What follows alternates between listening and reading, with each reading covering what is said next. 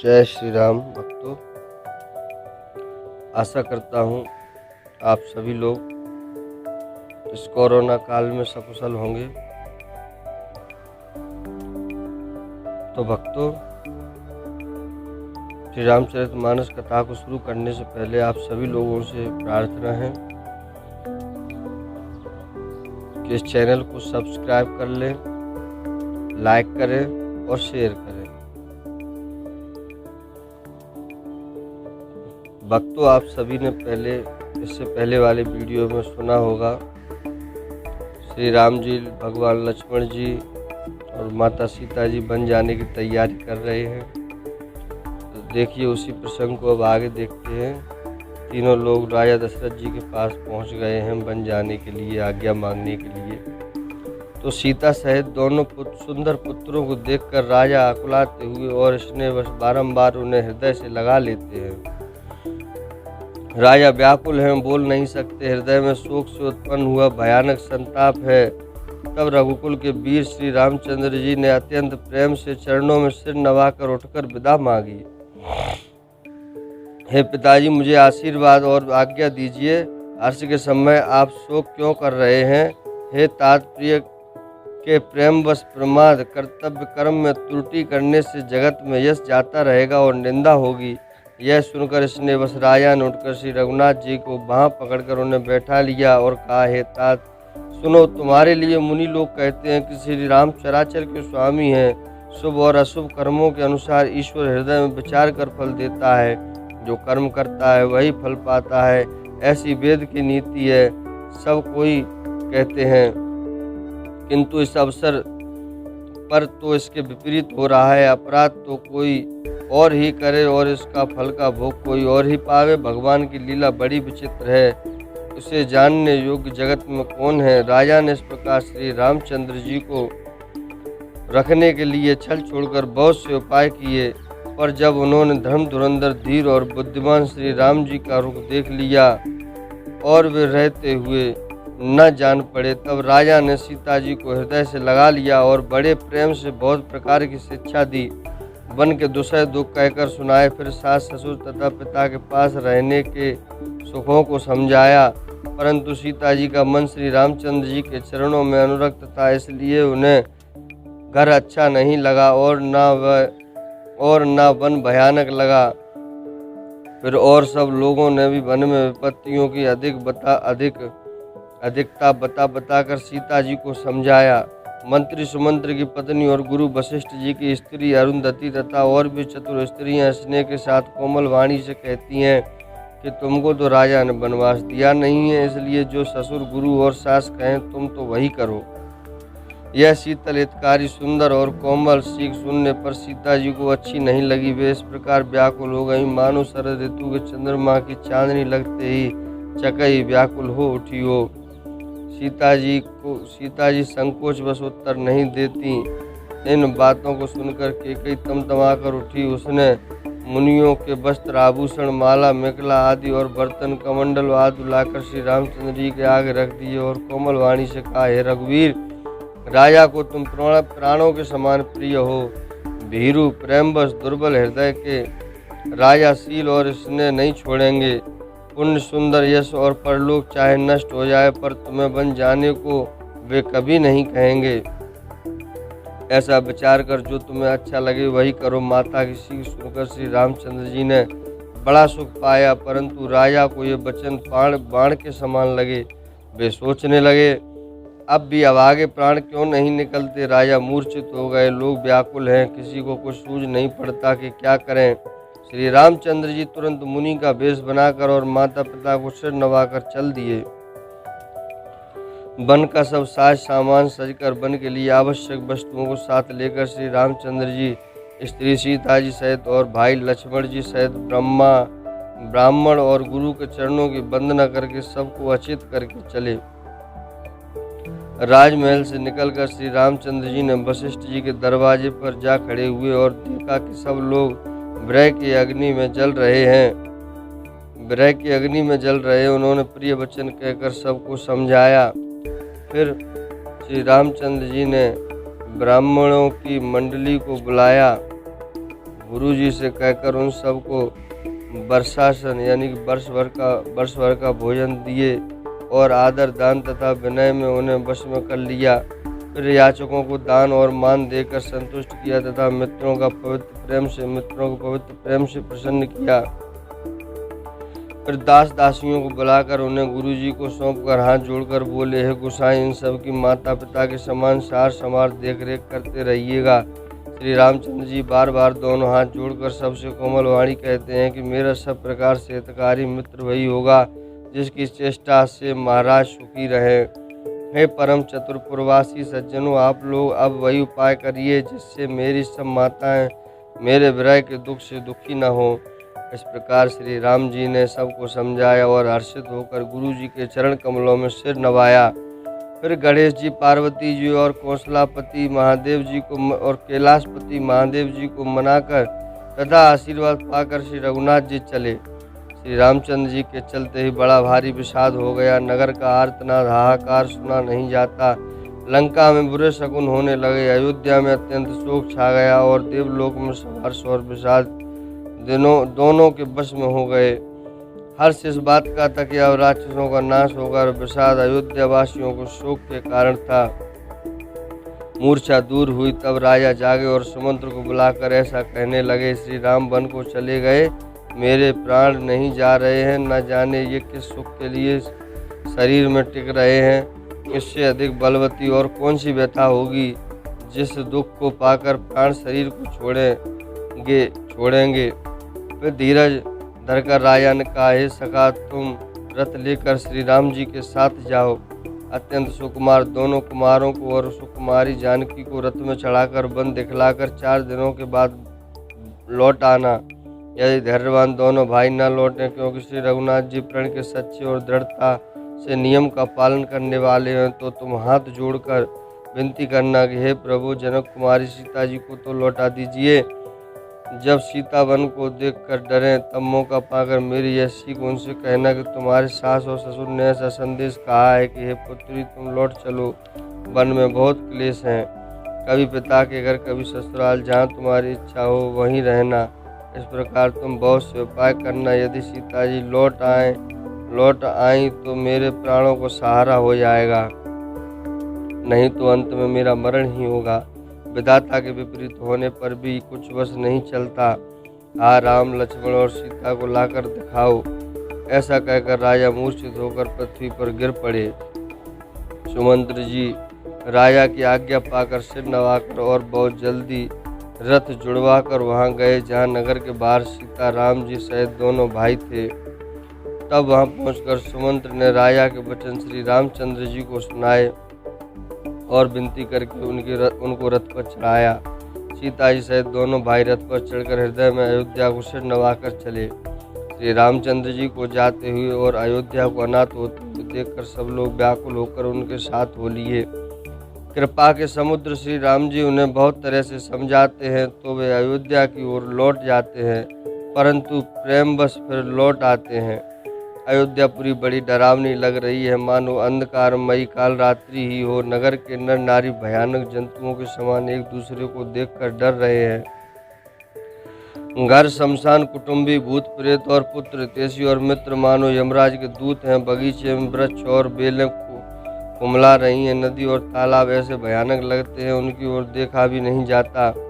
करोड़ों घोड़े, हाथी, खेलने के लिए पाले हुए हिरण, नगर के गाय, बैल, बकरी आदि पशु, पपीहे, मोर, कोयल, चकवे, तोते, मैना, सारस, हंस और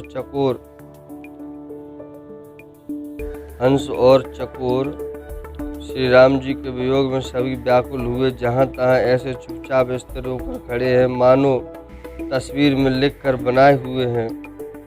नगर मानो फलों से परिपूर्ण बड़ा भारी सघन वन था। नगर निवासी सब स्त्री पुरुष, बहुत से पशु पक्षी थे, अर्थात अवधपुरी अर्थ धर्म काम मोक्ष चारों फलों को देने वाली नगरी थी। और अब स्त्री पुरुष सुख से उन फलों को प्राप्त करते थे। विधाता ने केकई को भीलनी बनाया, जिसने 10 दिशाओं में दुस्सह दावाग्नि भयानक आग लगा दी। श्री रामचंद्र जी के विरह की इस अग्नि को लोग सह न सके। सब लोग व्याकुल होकर भाग चले। सबने मन में विचार कर लिया कि श्री राम जी, लक्ष्मण जी और सीता जी के बिना सुख नहीं है। जहाँ श्री राम जी रहेंगे वहीं सारा समाज रहेगा। श्री राम जी के बिना अयोध्या में हम लोगों का कुछ काम नहीं है। ऐसा विचार कर दृढ़ करके देवताओं को भी दुर्लभ सुखों से पूर्ण घरों को छोड़कर सब श्री रामचंद्र जी के साथ चल पड़े। जिनको श्री राम जी के चरण कमल प्यारे हैं, उन्हें क्या कभी विषय भोग भस्म कर सकते हैं। बच्चों और बूढ़ों को घरों में छोड़कर सब लोग साथ हो लिए। पहले दिन श्री रघुनाथ जी ने तमसा नदी के तीर पर निवास किया। प्रजा को प्रेमवश देखकर श्री रघुनाथ जी के दयालु हृदय में बड़ा दुख हुआ। प्रभु श्री रघुनाथ जी करुणामय हैं, पराई पीड़ा को वे तुरंत पा जाते हैं, अर्थात दूसरे का दुख देखकर वे तुरंत स्वयं दुखित हो जाते हैं। प्रेम युक्त कोमल और सुंदर वचन कहकर श्री राम जी ने बहुत प्रकार से लोगों को समझाया और बहुत सारे धर्म संबंधी उपदेश दिए, परंतु प्रेमवश लोग लौटते नहीं। शील और स्नेह छोड़ा नहीं जाता। श्री रघुनाथ जी असमंजस के अधीन हो गए, दुविधा में पड़ गए। शोक और परिश्रम थकावट के मारे लोग सो गए और कुछ देवताओं की माया से भी उनकी बुद्धि मोहित हो गई थी। जब दोपहर रात बीत गई तब श्री रामचंद्र जी ने प्रेम पूर्वक मंत्री सुमंत से कहा, हे तात, रथ के खोज मारकर अर्थात पहिए के चिन्हों से दिशा का पता न चले, इस प्रकार रथों को हाँकिए और किसी उपाय से बात नहीं बनेगी। शंकर जी के चरणों में सिर नवाकर श्री राम जी, लक्ष्मण जी और सीता जी रथ पर सवार हुए। मंत्री ने तुरंत ही रथ को इधर उधर खोज छिपाकर चला दिया। सवेरा होते ही सब लोग जागे तो बड़ा शोर मचा कि श्री रघुनाथ जी चले गए, कहीं रथ का खोज नहीं पाते। सब हा राम पुकारते हुए चारों ओर दौड़ रहे हैं, मानो समुद्र में जहाज डूब गया हो, जिससे व्यापारियों का समुदाय बहुत व्याकुल हो उठा हो। वे एक दूसरे को उपदेश देते हैं कि श्री रामचंद्र जी ने हम लोगों को क्लेश होगा यह जानकर छोड़ दिया है। वे लोग अपनी निंदा करते हैं और मछलियों की सराहना करते हैं, कहते हैं श्री राम जी के बिना हमारे जीने का धिक्कार है। विधाता ने यदि प्यारे का वियोग ही रचा तो फिर उसने मांगने पर मृत्यु क्यों नहीं दी। इस प्रकार बहुत से विलाप करते हुए संताप से भरे हुए अयोध्या जी में आए। उन लोगों के विषम वियोग की दशा का वर्णन नहीं किया जा सकता। 14 साल की अवधि का आशा से ही वे प्राणों को रख रहे हैं। सब स्त्री पुरुष श्री रामचंद्र जी के दर्शन के लिए नियम और व्रत करने लगे और ऐसे दुखी हो गए जैसे चकवा चकवी और कमल सूर्य के बिना दीन हो जाते हैं। सीता जी और मंत्री सहित दोनों भाई श्रृंगवीरपुर जा पहुँचे। वहाँ गंगा जी को देखकर श्री राम जी रथ से उतर पड़े और बड़े हर्ष के साथ उन्होंने दंडवत की। लक्ष्मण जी, सुमंत्र और सीता जी ने भी प्रणाम किया। सबके साथ श्री रामचंद्र जी ने सुख पाया। गंगा जी समस्त आनंद मंगलों की मूल है। वे सब सुखों की करने वाली और सब पीड़ाओं को हरने वाली हैं। अनेक कथा प्रसंग कहते हुए श्री राम जी गंगा जी की तरंगों को देख रहे हैं। उन्होंने मंत्री को, छोटे भाई लक्ष्मण को और प्रिया सीता जी को देव नदी गंगा जी की बड़ी महिमा सुनाई। इसके बाद सबने स्नान किया, जिससे मार्ग का सारा श्रम थकावट दूर हो गया और पवित्र जल पीते ही मन प्रसन्न हो गया। जिनके स्मरण मात्र से बार बार जन्मने और मरने का महान भ्रम मिट जाता है, उनको श्रम होना यह केवल लौकिक व्यवहार और नर लीला है।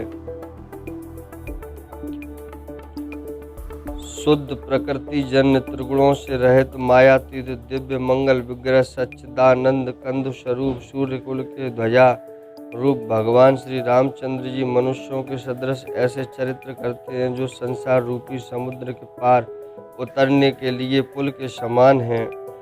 जब निषाद राजगुरु ने यह खबर पाई तब आनंदित होकर उसने अपने प्रियजनों और भाई बंधुओं को बुला लिया और भेंट देने के लिए फल मूल कंद लेकर और उन्हें भारों महंगियों में भरकर मिलने के लिए चला। उसके हृदय में हर्ष का पार नहीं था। दंडवत करके भेंट सामने रखकर वह अत्यंत प्रेम से प्रभु को देखने लगा। श्री रघुनाथ जी ने स्वाभाविक ही स्नेह के वश होकर उसे अपने पास बैठाकर कुशल पूछी। निषाद राज ने उत्तर दिया, हे नाथ, आपके चरण कमल के दर्शन से ही कुशल है। आपके चरणारविंदों के दर्शन कर आज मैं भाग्यवान पुरुषों की गिनती में आ गया है। देवी, यह पृथ्वी, धन और घर सब आपका है। मैं तो परिवार सहित आपका नीच सेवक हूँ। अब कृपा करके पुरुष रंगवीरपुर में पधारिए और इस दास की प्रतिष्ठा बढ़ाइए, जिससे सब लोग मेरे भाग्य की बड़ाई करें। श्री रामचंद्र जी ने कहा, है सुजान सखा, तुमने जो कुछ कहा सब सत्य है, परंतु पिताजी ने मुझको और ही आज्ञा दी है। उनके आज्ञा अनुसार मुझे 14 वर्ष तक मुनियों का व्रत और वेश धारण कर और मुनियों के योग्य आहार करते हुए वन में ही बसना है।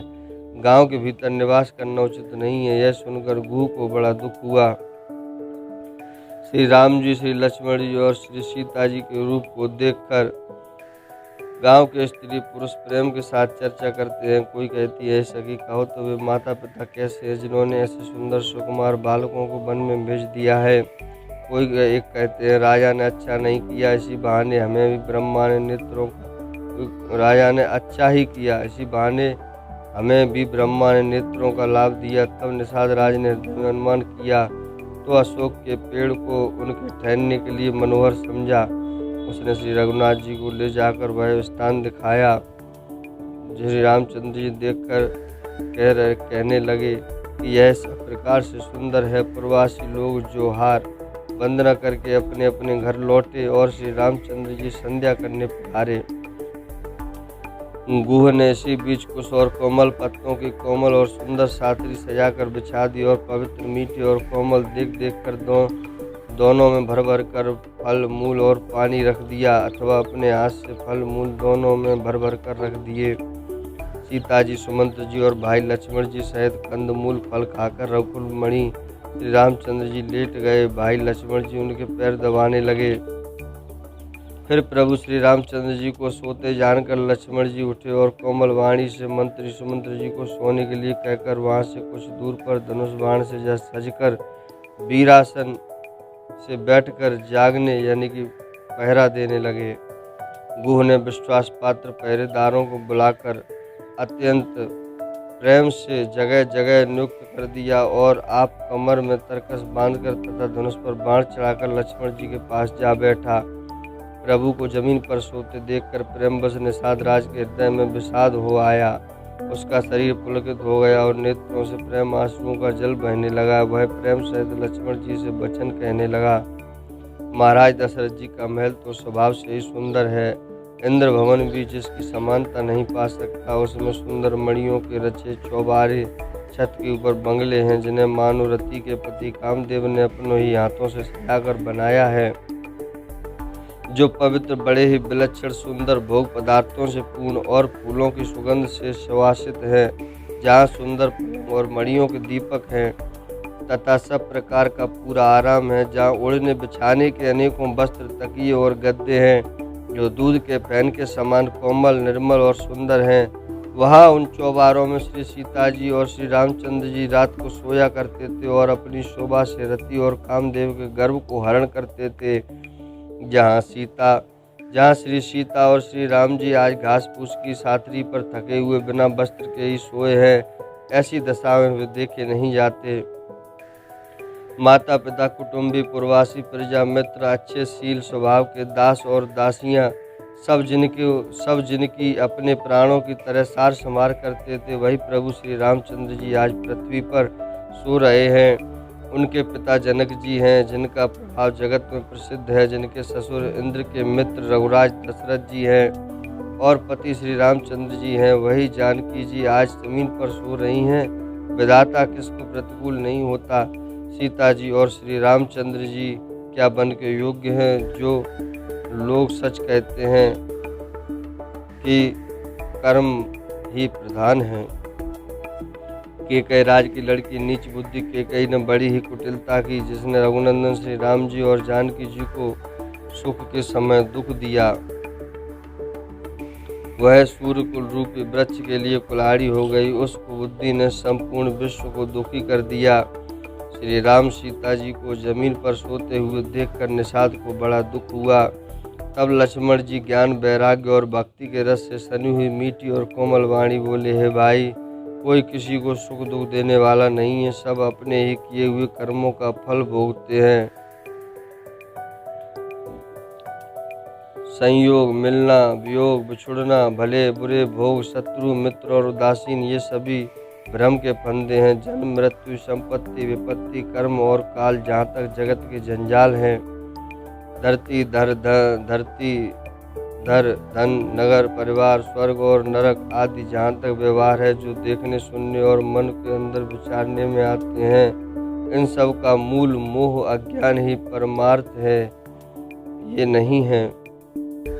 जैसे स्वप्न में राजा भिखारी हो जाए या कंगाल स्वर्ग का स्वामी हो जाए, इंद्र हो जाए, तो जागने पर लाभ या हानि कुछ भी नहीं है, वैसे इस दृश्य प्रपंच को हृदय से देखना चाहिए। ऐसा विचार कर क्रोध नहीं करना चाहिए और न किसी को व्यर्थ ही दोष देना चाहिए। सब लोग मोह रूपी रात्रि में सोने वाले और सोते हुए उन्हें अनेकों प्रकार के स्वप्न दिखाई देते हैं। इस जगत रूपी रात्रि में योगी लोग जागते हैं, जो परमार्थी हैं और प्रपंच मायक जगत से छूटे हुए हैं। जगत में जीव को जागा हुआ तभी जानना चाहिए जब संपूर्ण भोग विलासों से वैराग्य हो जाए। विवेक होने पर मोह रूपी ब्रह्म भाग जाता है, तब अज्ञान का नाश होने पर श्री रघुनाथ जी के चरणों में प्रेम होता है। सखा, मन, वचन और कर्म से श्री राम जी के चरणों में प्रेम होना, यही सर्वश्रेष्ठ परमार्थ पुरुषार्थ है। श्री राम जी परमार्थ स्वरूप पार ब्रह्म हैं। वे अविगत, अलख, अनादि, अनुपम, सब विकारों से रहित और भेद शून्य हैं। वेद जिनका नित्य नेति नेति कहकर निरूपण करते हैं, वही कृपालु श्री रामचंद्र जी भक्त, भूमि, ब्राह्मण, गौ और देवताओं के हित के लिए मनुष्य शरीर धारण कर लीलाएं करते हैं, जिनके सुनने से जगत के जंजाल मिट जाते हैं। हे सखा, ऐसा समझ मोह को त्याग कर श्री सीताराम जी के चरणों में प्रेम करो। इस प्रकार श्री रामचंद्र जी के गुण कहते कहते सवेरा हो गया। तब जगत का मंगल करने वाले और उसे सुख देने वाले श्री राम जी जागे। सोच के, शौच के, सब कार्य करके नित्य पवित्र और सुजान श्री रामचंद्र जी ने स्नान किया। फिर बड़ का दूध मंगाया और छोटे भाई लक्ष्मण जी सहित उस दूध से सिर पर जटाएं बनाई। यह देखकर सुमंत्र जी के नेत्रों में जल छा गया। उनका हृदय अत्यंत जलने लगा, मुंह मलिन हो गया। वे हाथ जोड़कर अत्यंत दीन वचन बोले, हे नाथ, मुझे कौशलनाथ दशरथ जी ने ऐसी आज्ञा दी थी कि तुम रथ लेकर श्री राम जी के साथ जाओ। वन दिखाकर गंगा स्नान कराकर दोनों भाइयों को तुरंत लौटा लाना। सब संशय और संकोच को दूर करके लक्ष्मण, राम, सीता को फिरा लाना। महाराज ने ऐसा कहा था, अब प्रभु जैसा कहे मैं वही करूं, मैं आपका बलिहारी हूँ। इस प्रकार विनती करके वे श्री रामचंद्र जी के चरणों में गिर पड़े और उन्होंने बालक रो दिया और कहा, हे तात, कृपा करके वही कीजिए जिससे अयोध्या अनाथ न हो। श्री राम जी ने मंत्री को उठाकर धैर्य बनाते हुए समझाया कि हे तात, आपने तो धर्म के सभी सिद्धांतों को छान डाला। शिवी, दधीची और राजा हरिश्चंद्र ने धर्म के लिए करोड़ों कष्ट सहे थे। बुद्धिमान राजा रंतिदेव और बलि बहुत से संकट सहकर भी धर्म को पकड़े रहे। उन्होंने धर्म का परित्याग नहीं किया। वेद, शास्त्र और पुराणों में कहा गया है कि सत्य के समान दूसरा धर्म नहीं है। मैंने उस धर्म को सहज ही पा लिया है। इस सत्य रूपी धर्म का त्याग करने से तीनों लोकों में अपयश छा जाएगा। प्रतिष्ठित पुरुष के लिए अपयश की प्राप्ति करोड़ों मृत्यु के समान भीषण संताप देने वाली है। हे तात, मैं आपसे अधिक क्या कहूँ, लौटकर उत्तर देने में भी पाप का भागी होता हूँ। आप जाकर पिताजी के चरण पकड़कर करोड़ों नमस्कारों के साथ ही हाथ जोड़कर विनती करिएगा कि हे तात, आप मेरी किसी बात की चिंता न करें। आप भी पिता के समान ही मेरे बड़े हितैषी हैं। हे तात, मैं हाथ जोड़कर आपसे विनती करता हूँ कि आपका भी सब प्रकार से वही कर्तव्य है जिसमें पिताजी हम लोगों की सोच में दुख न पावें। श्री रघुनाथ जी और सुमंत्र का यह संवाद सुनकर निषाद राजकुटुंबियों सहित व्याकुल हो गया। फिर श्री लक्ष्मण जी ने कुछ कड़वी बात कही। प्रभु श्री रामचंद्र जी ने उसे बहुत ही अनुचित जानकर उनको मना किया। श्री रामचंद्र जी ने सकुचाकर अपनी सौगंध दिलाकर सुमंत्र जी से कहा कि आप जाकर लक्ष्मण का यह संदेश न कहिएगा।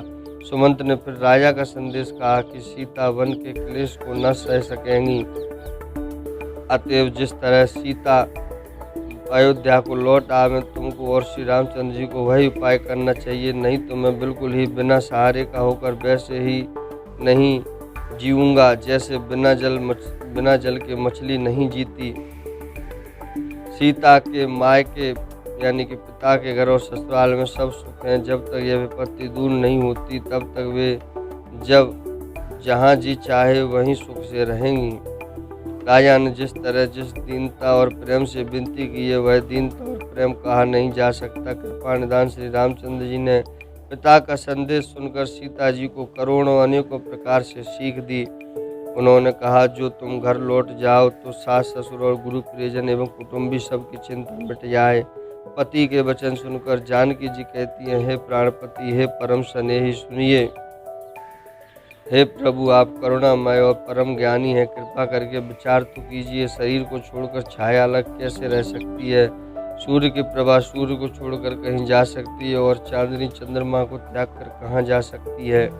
इस प्रकार पति को प्रेममयी विनती सुनाकर सीता जी मंत्री जी से स्वामिनी वाणी कहने लगी, आप मेरे पिताजी और ससुर जी के समान मेरा हित करने वाले हैं। आपको मैं बदले में उत्तर देती हूँ, यह बहुत ही अनुचित है, किंतु ये तात में आर्त होकर ही आपके सम्मुख हुई हूँ। आप बुरा न मानिएगा। आर्यपुत्र स्वामी के चरण कमलों के बिना जगत में जहाँ तक नाते हैं सभी मेरे लिए व्यर्थ हैं। मैंने पिताजी के ऐश्वर्य की छटा देखी है, जिनके चरण रखने की चौकी से सर्वशिरोमणि राजाओं के मुकुट मिलते हैं, अर्थात बड़े बड़े राजा जिनके चरणों में प्रणाम करते हैं। ऐसे पिता का घर भी जो सब प्रकार के सुखों का भंडार है, पति के बिना मेरे मन को भूल कर भी नहीं भाता। मेरे ससुर कौशल राज चक्रवर्ती सम्राट है, जिनका प्रभाव 14 लोकों में प्रकट है।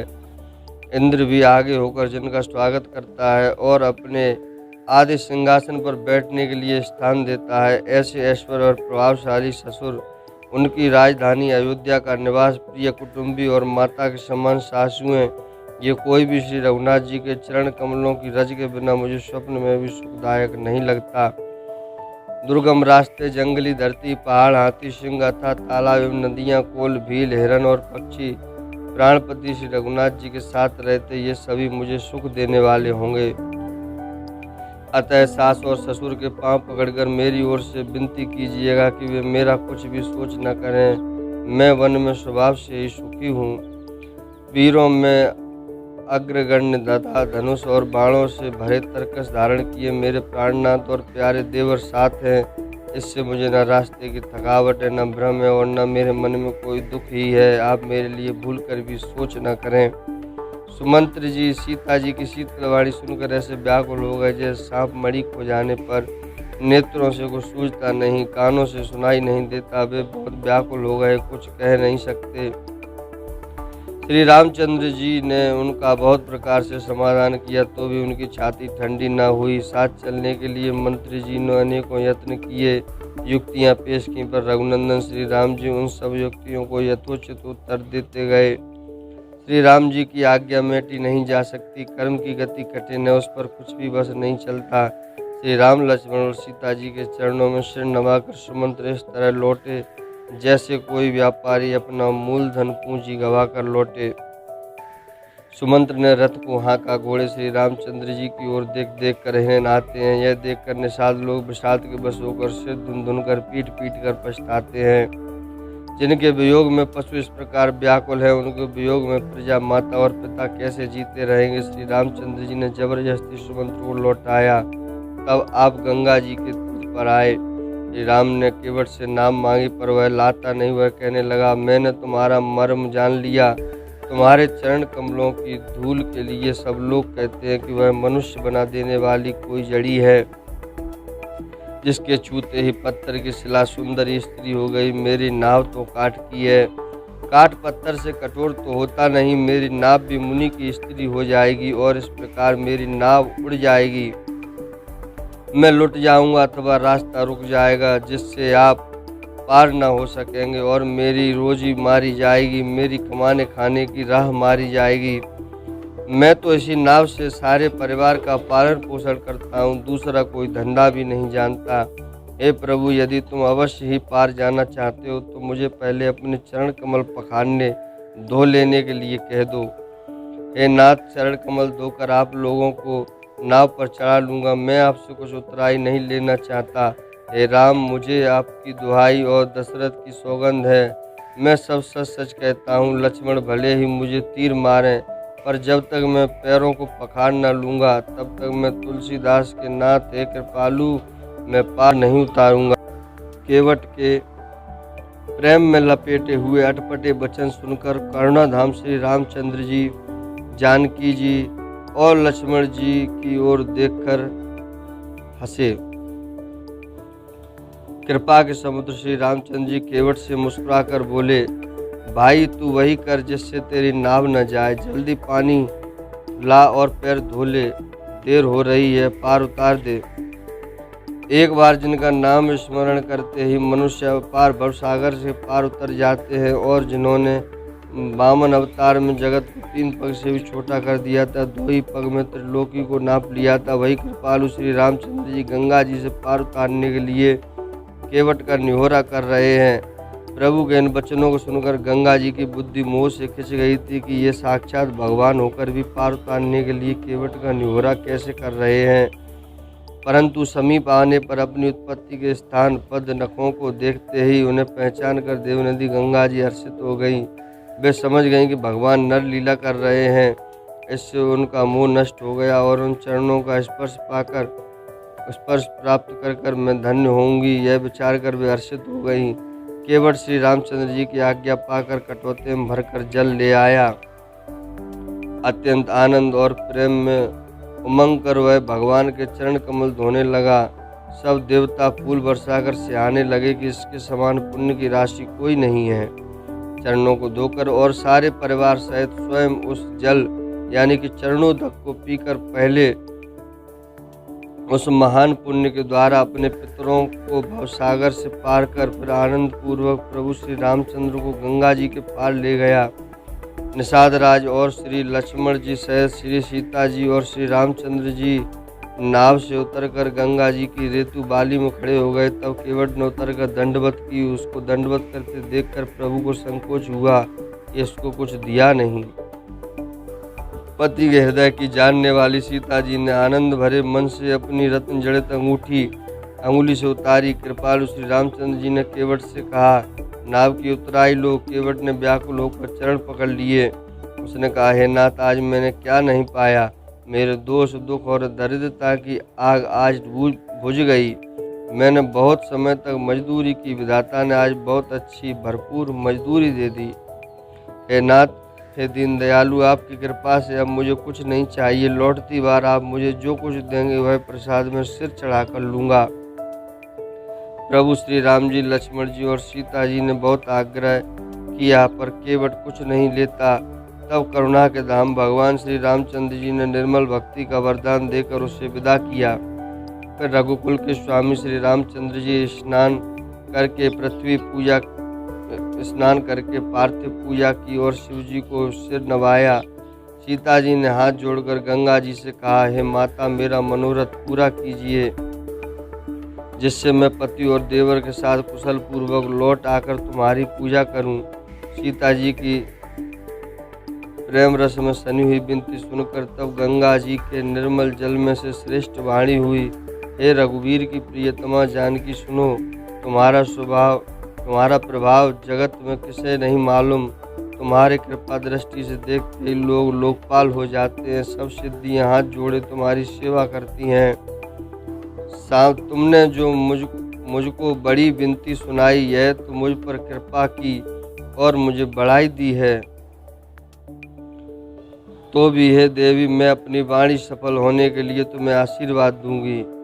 तुम अपने प्राणनाथ और देवर सहित कुशल पूर्वक अयोध्या लौटोगी। तुम्हारी सारी मन कामनाएं पूरी होंगी और तुम्हारा सुंदर यश जगत भर में छा जाएगा। मंगल के मूल गंगा जी के वचन सुनकर और देव नदी को अनुकूल देखकर सीता जी आनंदित हुई। तब प्रभु श्री रामचंद्र जी ने निषाद राजकूट से कहा कि भैया, अब तुम घर जाओ। यह सुनते ही उसका मुंह सूख गया और हृदय में दाह उत्पन्न हो गया। गू हाथ जोड़कर दीन वचन बोला, हे रघुकुल शिरोमणि, मेरी विनती सुनिए। मैं नाथ आपके साथ रहकर रास्ता दिखाकर 4 दिन चरणों की सेवा करके, हे रघुराज, जिस वन में आप जाकर रहेंगे वहाँ मैं सुंदर पर्णकुटी बना दूंगा। तब मुझे आप जैसी आज्ञा देंगे। मुझे रघुवीर आपकी दुहाई है, मैं वैसा ही करूँगा। उसके स्वाभाविक प्रेम को देखकर श्री रामचंद्र जी ने उसको साथ ले लिया। उसके गू के हृदय में बड़ा आनंद हुआ। फिर गूह निषाद राज ने अपनी जाति के लोगों को बुला लिया और उनका संतोष करा के तब उनको विदा किया। तब प्रभु श्री रघुनाथ जी, गणेश जी और शिव जी का स्मरण करके तथा गंगा जी को मस्तक नवाकर तथा सखा निषाद राज, छोटे भाई लक्ष्मण जी और सीता जी सहित वन को चले। उस दिन पेड़ के नीचे निवास हुआ। लक्ष्मण जी और सखा गू ने विश्राम की सब सुव्यवस्था कर दी। प्रभु श्री रामचंद्र जी सवेरे प्रातः काल की सब क्रियाएं करके जाकर तीर्थों के राजा प्रयाग के दर्शन किए। उस राजा का सत्य मंत्री है, श्रद्धा प्यारी स्त्री और श्री वेणी माधव जी शरीर के हितकारी मित्र हैं। 4 पदार्थों धर्म अर्थ काम और मोक्ष से भंडार भरा है और वह पुण्यमय प्रांति उस राजा का सुंदर देश है। प्रयाग क्षेत्र ही दुर्गम, मजबूत और सुंदर गढ़ किला है, जिसको स्वप्न में भी पाप रूपी शत्रु नहीं पा सके हैं। संपूर्ण तीर्थ ही उसके श्रेष्ठ वीर सैनिक हैं, जो पाप की सेना को कुचल डालने वाले और बड़े रणधीर हैं। गंगा, जमुना और सरस्वती का संगम ही उसका अत्यंत सुशोभित सिंहासन है। अक्षयवट छत्र है, जो मुनियों के मन को मोहित कर लेता है। यमुना जी और गंगा जी की तरंगें उसके श्याम और श्वेत चवर है, जिनको देखकर ही दुख और दरिद्रता नष्ट हो जाती है। पुण्यात्मा पवित्र साधु उसकी सेवा करते हैं और सब मनोरथ पाते हैं। वेद और पुराणों के समूह भाट हैं, जो उसके निर्मल गुणों का बखान करते हैं। पापों के समूह रूपी हाथी के मारने के लिए सिंह रूपी प्रयागराज का प्रभाव, महत्व, महात्म कौन कह सकता है। ऐसे सुहावने तीर्थराज का दर्शन कर सुख के समुद्र रघुकुल श्रेष्ठ श्री राम जी ने सुख पाया। उन्होंने अपने श्री मुख से सीता जी, लक्ष्मण जी और सखा गू को तीर्थराज की महिमा कहकर सुनाई। तदंतर प्रणाम करके वन और बगीचों को देखते हुए और बड़े प्रेम से महात्म करते हुए इस प्रकार श्री राम जी ने आकर त्रिवेणी का दर्शन किया, जो स्मरण करने से ही सब सुंदर मंगलों को देने वाली है। फिर आनंद पूर्वक त्रिवेणी में स्नान करके शिव जी की सेवा पूजा की और विधि पूर्वक तीर्थ देवताओं का पूजन किया। स्नान पूजन आदि सब करके तब प्रभु श्री राम जी भरद्वाज जी के पास आए। उन्हें दंडवत करते हुए ही मुनि ने हृदय से लगा लिया। मुनि के मन का आनंद कुछ कहा नहीं जाता, मानो उन्हें ब्रह्मानंद की राशि मिल गई हो। मुनीश्वर भरद्वाज जी ने आशीर्वाद दिया। उनके हृदय में ऐसा जानकर अत्यंत आनंद हुआ कि आज विधाता ने श्री सीता जी और लक्ष्मण जी सहित प्रभु श्री रामचंद्र जी के दर्शन कराकर मानो हमारे संपूर्ण पुण्यों के फल को लाकर आंखों के सामने कर दिया। कुशल पूछकर मुनिराज ने उनको आसन दिए और प्रेम सहित पूजन करके उन्हें संतुष्ट कर दिया। फिर मानो अमृत के ही बने हों ऐसे अच्छे अच्छे कंदमूल फल और अंकुर लाकर दिए। सीता जी, लक्ष्मण जी और सेवक गू सहित श्री रामचंद्र जी ने सुंदर सुंदर मूल फलों को बड़ी रुचि के साथ खाया। थकावट दूर होने से श्री रामचंद्र जी सुखी हो गए। तब भरद्वाज जी ने मन से कोमल वचन कहे, हे राम, आपका दर्शन करते ही आज मेरा तप, तीर्थ सेवन और त्याग सफल हो गया। आज मेरा जप, योग और वैराग्य सफल हो गया। आज मेरे संपूर्ण शुभ साधनों का समुदाय भी सफल हो गया। लाभ की सीमा और सुख की सीमा प्रभु के दर्शन को छोड़कर दूसरी कुछ भी नहीं है। आपके दर्शन से मेरी सब आशाएं पूर्ण हो गईं। आप कृपा करके यह वरदान दीजिए कि आपके चरण कमलों में मेरा स्वाभाविक प्रेम हो। जब तक कर्म, वचन और मन से छल छोड़कर मनुष्य आपका दास नहीं हो जाता, तब तक करोड़ उपाय करने से भी स्वप्न में वह सुख नहीं पाता। मुनि के वचन सुनकर उनकी भाव भक्ति के कारण आनंद से तृप्त हुए भगवान श्री रामचंद्र जी लीला की दृष्टि से सकुचा गए। तब अपने ऐश्वर्य को छिपाते हुए श्री रामचंद्र जी ने भरद्वाज मुनि का सुंदर सुयश करोड़ों अनेकों प्रकार से कहकर सबको सुनाया। उन्होंने कहा, हे मुनीश्वर, जिसको आप आदर दें वही बड़ा है और वही सब गुणों समूहों का घर है। इस प्रकार श्री राम जी और मुनि भरद्वाज जी दोनों परस्पर विनम्र हो रहे हैं और अनिर्वचनीय सुख का अनुभव कर रहे हैं।